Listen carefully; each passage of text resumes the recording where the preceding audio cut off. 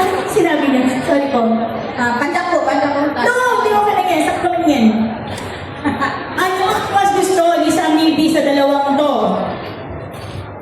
Laing or hintayin niyo po yung go laing or sinigang? 1, 2, 3, go! Laing!